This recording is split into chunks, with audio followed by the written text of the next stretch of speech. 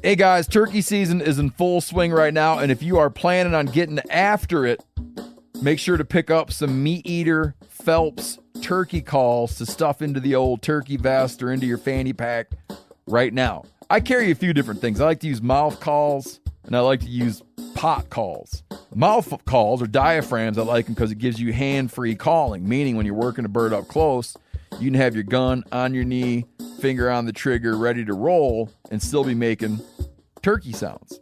I like pot calls because I just like pot calls. I enjoy calling with a pot call. Whatever direction you go, including a box call, which I don't personally use too much, but they're fun and great, and I started out with them. Yanni, on the other hand, one of my main turkey hunting buddies, he loves box calls. And what's funny is I'll now and then look to him and give him the look that means get out your box call and find us a turkey. So it's not that I don't like him. I just have Yanni use his. Then I don't have to carry it. Go to Phelps Game Calls. Get calls that are made in the USA and get calls that'll get them close. Find yours at phelpsgamecalls.com today. You're listening to another Big Buck Breakdown from the Element Podcast.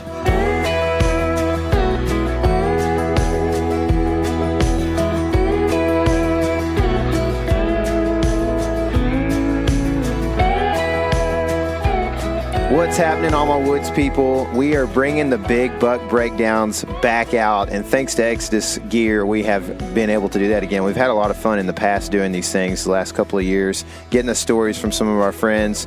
And KC, you've had some dealings with some Exodus trail cameras recently, huh? I have, man. I went out on a public piece opening day, actually, and pulled a card out of a cheaper camera out there that, man, I had a pretty good buck on, but the exposures were terrible.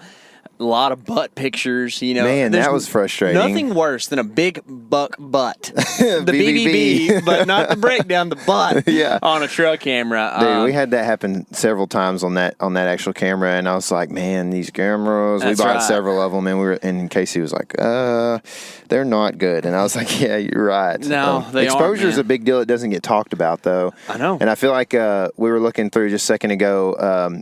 You pulled one on your property. That's an Exodus Trek, and that camera's exposure seems to really always kind of be on point. Oh, yeah, man. And even like every trail camera kind of switches over to black and white, you know, in the evening time or whatever. And even like that really difficult time period of right when that switch happens, they still have like crisp, clear images, you know, of that black and white. So one of the other neat things is that like the infrared I guess, spread. Yeah. It's kind of a rhyme, but it's way better. It's not like you have this little bright spot in the middle of a dark photo. Yeah. Like the whole thing is illuminated, and it's real nice, man. Yeah. So I do enjoy using those Exoduses when I can. We've got a shooter on both those cameras, though. We do. That's pretty exciting. Woo-hoo! It's pretty exciting. That's right, man. I'm excited about whitetail. We just got back from, you know, the elk hunt, the Gila trip. That's actually going to drop tonight. I think the first part of that, so we're pretty stoked about that. But I've been texting you about cold fronts and whitetail stuff and gas station pizza and all kinds of stuff. I know. That's funny. It's funny because that pizza is actually something that's really good. I feel like for it being from a gas station, it's pretty good pizza. Or maybe it's just that I'm really cold at the time. I think, dude, if it's 20 degrees outside, a hot piece of pizza is so good. Yeah, but it is. Today, actually, we get to talk some whitetail. Yeah. We have Pat Meitin, who's been on the show before. He killed a really great early season buck up in his home state of Idaho, which is a really neat thing, man. It's just there's this line across the country where I don't think about whitetails crossing, and Idaho is way on the other side of that line. You know what I mean? Yeah, it's like moose and bears and stuff like that when you think about that. Yeah, which I was in Idaho and saw a bear this summer, so that's what's crazy is like right now there's probably a grizzly eating a whitail in Idaho. It's weird. That's nuts. That's weird. Yeah, At least it's not me, right? Yeah, no kidding. Yeah, so the he'll be on the podcast talking about his deer, but I am getting pretty stoked about things because we've got cold front coming in, and I've been so just like just kind of out of it because since we got back, I played a couple shows, and the last couple of days have just been outrageous as far as trying to put the elk film together, getting other things in line. I'm actually starting a podcast with my church as well, so things are just like really buzzing right now, and I'm trying to get it all wrapped up so I can just at least look at the weather. You know what I mean? Like, it is hunting season, and I have not actually been hunting yet, except for, I guess I did go in Nebraska, but like, it's hunting season here locally, which is a big deal for us and has been for a long time traditionally. So I'm pretty excited about it. I think when this cold front hits, Casey and I are going to try to figure out which big buck is the one that's going to be our target for the day, and we're going to head after one or two of them and try to make that happen. So hopefully we can bring you a big buck breakdown that is personal at some point pretty soon. But until then, we will have to suffice with a little bit of Patrick Meitin. And so let's get him on right now. Sounds good. All right, so now on the phone we have Patrick Meitin. He's an outdoor rider. What's happening, dude? Oh, just back from elk hunting and playing catch-up now. Yeah? But, October 1, and I'm already burning firewood here. Wow. No, this is not something I need to hear about right now. It's like 100 here in Texas. It's crazy. Yeah, that's what I'm hearing from my buddies down in Texas. It's it really cooled off here in the last couple of weeks. I mean, it snowed up in the higher elevations. That's what I heard. Yesterday. So, yeah. Yeah, it's crazy. It's like 40 now or something like that. Oh my! It's outrageous, man. We literally were coming back from the Gila wilderness where it wasn't cold by any means. It was, mountain weather, but we were coming back, and people, I guess, are getting snow in Montana and up there where you're at, and we're like looking at the thermometer on the truck. It says 101, and it's just it's a different world. You know what I mean? It's completely different. We could have used a little bit more of that. We just had to rip up the whole garden, have big boxes full of green tomatoes all over the kitchen. So, well, I know a sandwich that probably needs one of them things. Fry them up Southern style, man. That's the best. Yep. Well, cool, man. So you've already had some luck, man. I guess you could call it luck. I don't know. You might call it skill. With a big buck, and that's the point of this particular podcast. Tell us a little bit about it, because Casey and I, like we talked about off air earlier, we don't know a whole lot about it. We just saw pictures, man, and it looked like there's a pretty interesting story to go behind it.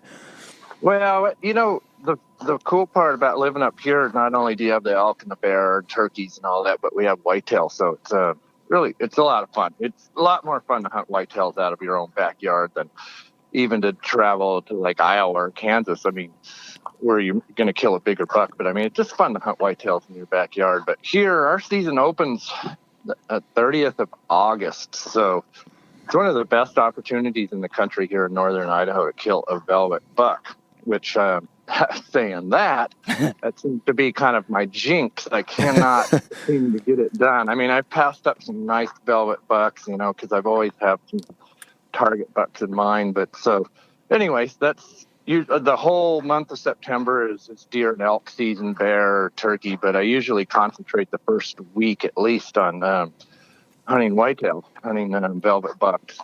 And they're early on, they're really predictable. I mean, well, as far as mountain whitetails go in particular, they're they're on food, they're in bachelor groups, they're moving in the daylight, and kind of a strange year. This year I had a couple of really, really nice target bucks. One was a 5x5 with some stickers that probably scored 155-ish, and then there was another really big 4x4 that probably scored 145-ish or so. Wow. And I hunted a couple of times. That spot's about an hour away. I hunted over there 2 or 3 times, and then this buck's just vanished. It seems like, I don't know what happened. I know the farmer did cut some firewood up there. Maybe that bumped them, but, that seems a little too sensitive. These bucks here are super, super wary, but I don't know, firewood, that doesn't seem like, normal farmer activity. So I don't know, maybe it's possible I bumped them on the way in one morning or something, because I was getting into my stand by 4 and then sitting in the dark for an hour. But, we have really long days here up north. So anyways, I had a buck at home, around home, I should say, or close to home.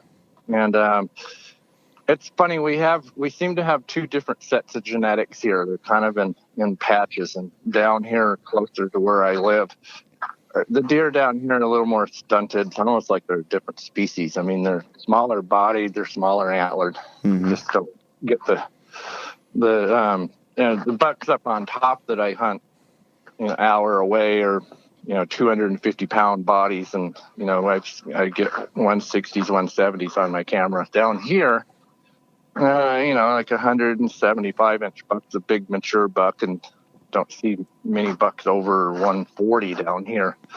But whitetail hunting's whitetail hunting. It's all fun. Oh yeah. So I had this big buck on camera down here, fairly predictable, but I didn't really hunt him because I was after those other guys.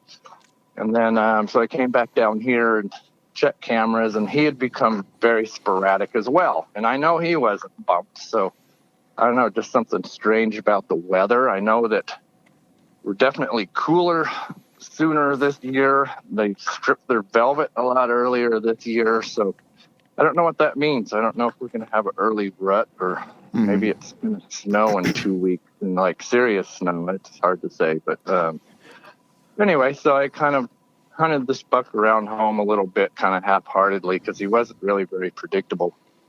And it got pretty late into program. I was waiting for a buddy to show up to go elk hunting. He ended up getting busy and not showing up, and I was actually hunting deer a lot later than I normally would have.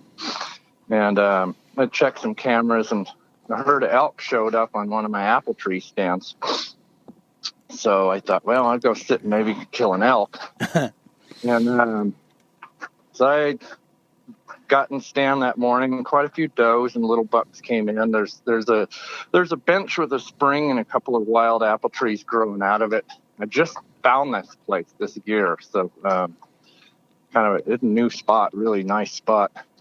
And wasn't sure how the wind was going to work in there. Those benches sometimes get swirly, but this one seems to work really well. I haven't had any deer smell me, but anyway, it's fairly late in the morning, about 7:38.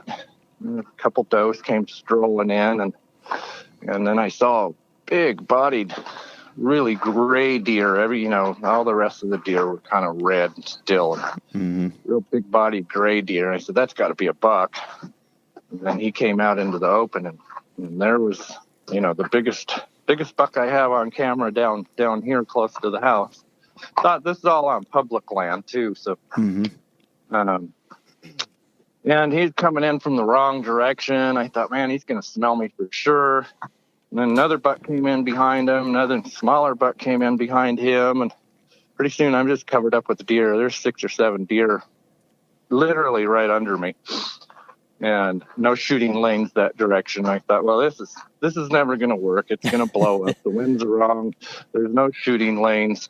This buck that I ended up shooting is only about 20 yards away at this point, but I can't shoot. And some does got right underneath me because there's a plum tree there. I mean, literally I had to cut branches off the top of it to get my stand in there. And they're eating those plums and directly under me. And then all of a sudden one of the does ran out stomping and kind of acting snorty. And I thought, all right, here we go. This is it. But no one ran off, which is really surprising. Our deer here in northern Idaho, because of the wolves and mountain lions, and they're super, super spooky. They don't. If your stand creaks or your bow makes a noise drawing, they're not going to run off and stop and look. They're just going to run. Right. And I thought, well, this is it. This is about to blow up. And then when she ran out, the big buck moved over a little ways, about 3 steps. There was the smallest little hole through this big bunch of, and it was more plums. I mean, like a fist-sized hole. And I said, I can get an arrow through that. At this point, he's only about 18 yards. So I thought, well, see if I can get my bow drawn. That's always the big challenge up here. Through my bow, I heard one of the does kind of stomp off. My buck was watching her.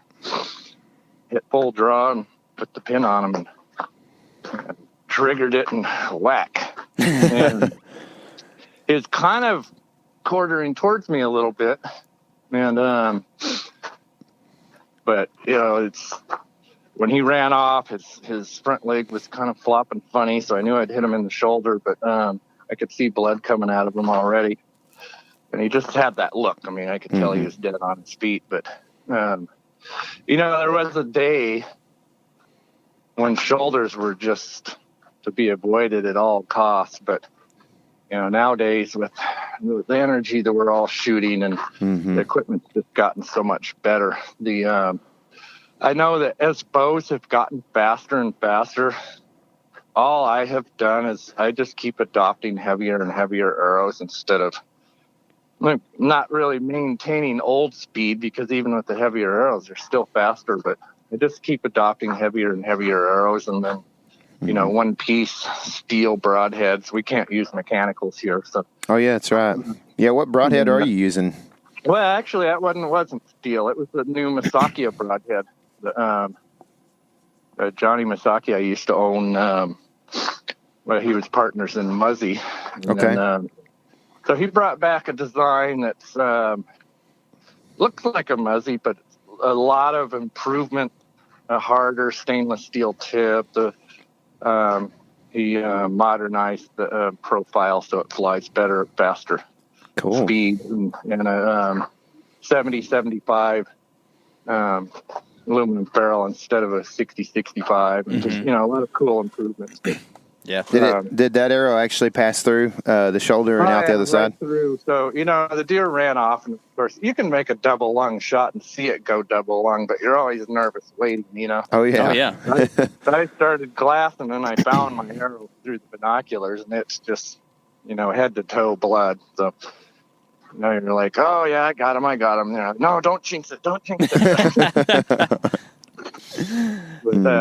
went around the corner about 50 yards and piled up. So he was dead on his feet. So cool. Yeah, that's awesome, man. Yeah. And he's a great buck for sure, and it's cool that you've kind of built that history with him and stuff. And we've talked to you in the past. You're on episode 69, which is way back there for us.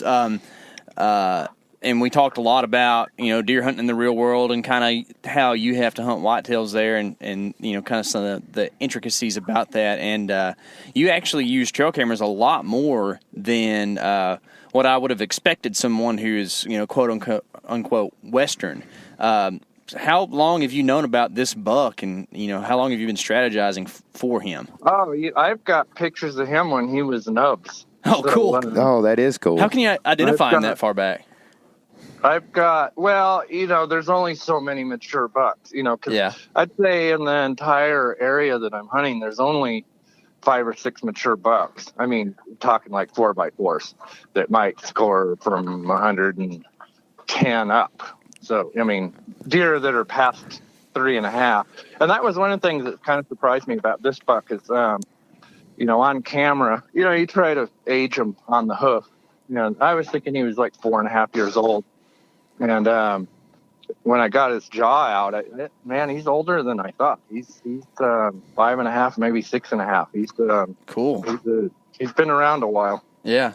Mm-hmm. Yeah. So I probably, if I studied hard enough, I probably have pictures of him from last year. Maybe. It's hard to say. This mountain country, sometimes you don't get your bucks back. I know my higher area, we never get the same deer back year to year. They have to migrate completely out of there because of the snow accumulation. Mm-hmm. And it's really rare to get to hunt the same buck one year to the next. But down here, a little lower, more common to get the same bucks back. Although, like the 2 biggest bucks I had, in this area last year, I haven't gotten back this year. I don't know where they went. Of course, you never know. They could have been shot by a rifle hunter or mountain lion could have gotten them during the winter. So yeah, sure, yeah, for sure. So you mentioned something else that I thought was pretty intriguing. It's just kind of what you might call common whitetail knowledge that whenever it's hot or early season, that you're really hunting more evenings. But you said this was in the morning, right? Is that something that you kind of pattern the deer on? I have much better luck in the mornings because, and that's just kind of a coincidence of the winds that I need for particular stands. I know my best stand up on top, which, it's really ancient old apple tree, just one single apple tree out on the tip of this ridge. Did Johnny plan it? Yeah, I was wondering if Johnny planted that. Who knows where it came from? I mean, there's not a homestead there or anything. It may have been a cowboy threw an apple over his shoulder. That's cool. 50 years ago. That's cool. But that needs an east wind, and this public land spot, which is just out of private land, but it is public. It's I need a particular wind, so those tend to happen in the morning, whereas the evening we're going to get the predominant wind here straight out of the west, and that's typical all the way through the entire early season. The Pacific influence, whereas winter, like November, it's a lot more common to get the eastern winds out of Montana. That's where our colder weather comes from. Mm-hmm. Gotcha. So the in the pictures that I saw, there was a bike involved. How much involvement was that? And I tell you, that has been a real fun experiment. I did a couple different articles on these e-bikes, these mountain bikes with those little electric motors in them. Mm-hmm. And so Backcountry Bike sent me one to play with. And I tell you what, it's really changed the way I hunt. It's these mountain stands are really hard to get in and out of just because of you drive a four-wheeler into the head of a canyon and everything, and the entire canyon knows you're there. Mm-hmm. And so you tend to have to park pretty far back. I mean, I like my best stand in the farther area an hour away. I've got to walk a good mile and a half to get in there. Park around the corner of a ridge point and then walk down and then have to climb back up. Mm-hmm. And in November in particular, it's terrible. You have all these big puffy clothes on, and by the time you get in there, you're sweating. Mm-hmm. But these e-bikes are absolutely quiet. So, and there may be a little misconception with these things. I mean, they're not motorcycles. You don't just tear in there, on full power. They're really on the uphill poles in particular. You really have to pedal to kind of assist it. Mm-hmm.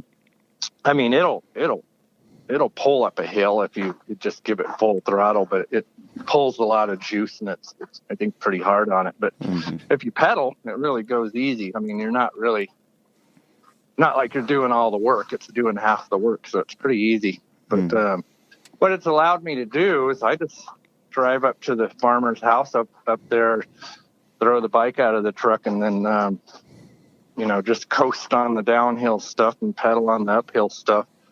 And instead of having to walk a mile and a half, I'm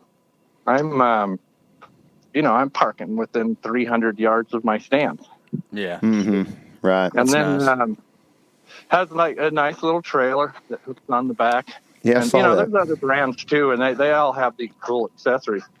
So hanging stands has been real easy too, because I can tear across a CRP field or clear cut, and instead of having to walk a mile to set up a stand, I can pretty much drive right to it with the bike.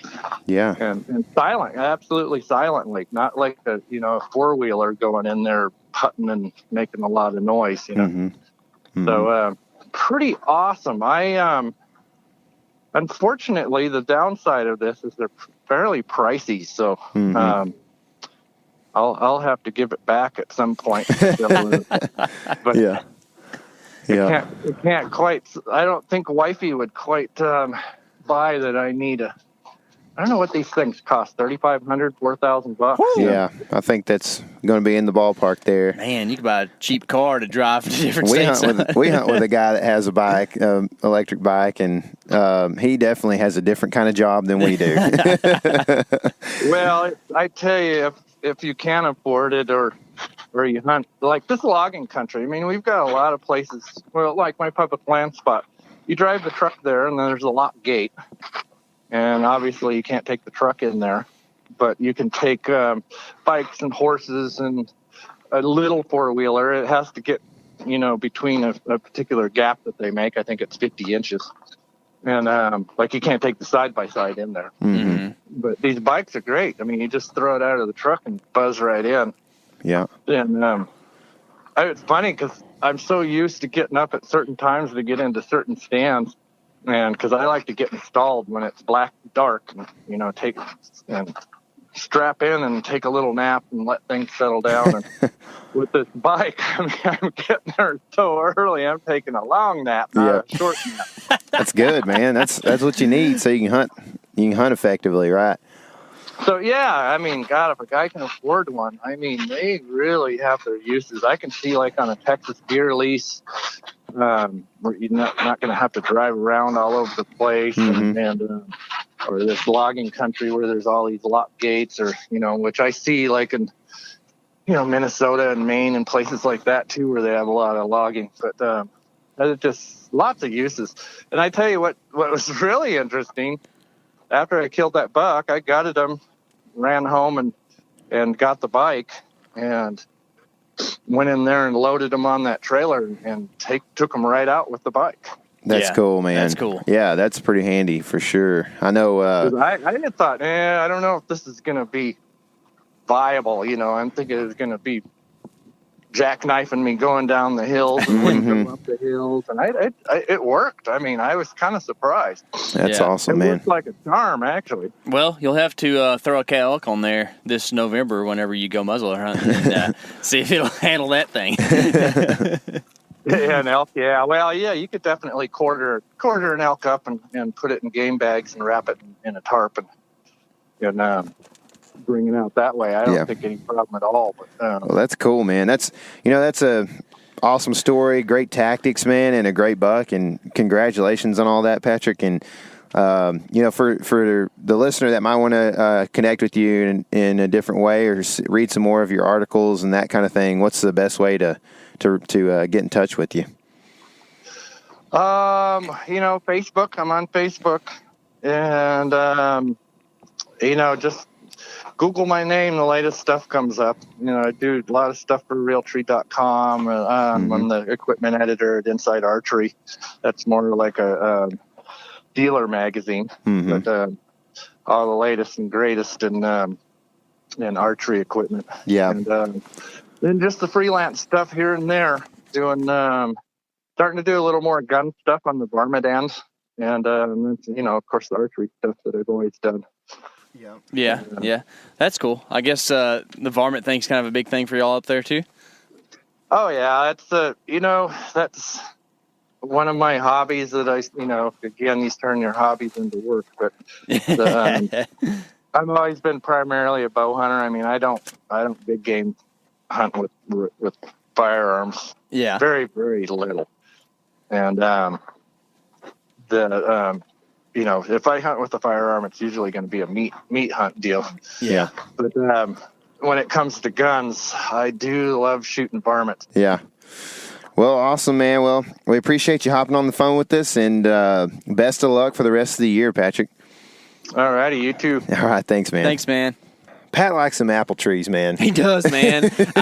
I was sitting there envisioning all those apples on the ground and just shaking my head. Plums and apples. Like, did he plant a orchard out there or something? I think so, man. It's ridiculous. He's like, I was hunting an apple grove. It's like 1,000 years old, and olives. There was actually some olive trees that were planted from Jerusalem or whatever, and then the plum tree that I was shooting through. What? The plum tree? Like, where did this come from? I know, man. That's crazy, but it's cool that whitetails are so neat and different in all places around the country, man. Yep. And it's cool that he has those experiences and they're real. It's not like, some type of fake little niche or something like that. Like, that's the way it's done up there, man. And it's neat to hear about and to kind of dream about because it's so different than what we're used to. But yeah, they're still whitetails, man. For sure, yeah.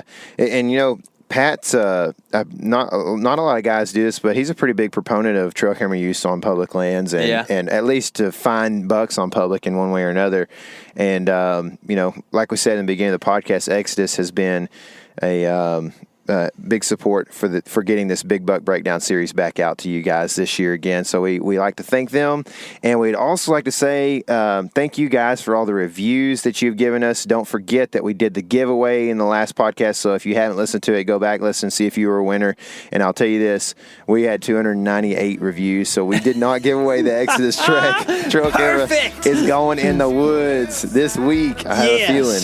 So thank you guys for allowing us to keep that trail camera as well. That's on y'all, man. It's on y'all. So, we're honest dudes, by the way, guys. Like, we're not kidding. We were going to give it away at 300. We didn't make it. So maybe next time, whenever that is, just look forward to the possibility of a trail camera. Sure thing. Yeah. So anyway, thanks for listening, guys. We'll be bringing these Big Buck Breakdowns probably about weekly. So be looking for them on Tuesdays, and hopefully we can we have enough big buck killer friends still that still want to be our friends to do these things. So be looking for them. Thanks again. God bless. And remember, this is your element. Living it. I bet your friends are just like mine. They like to gas up the trucks on a Friday night and drive until they can't see any more lights down at the rig.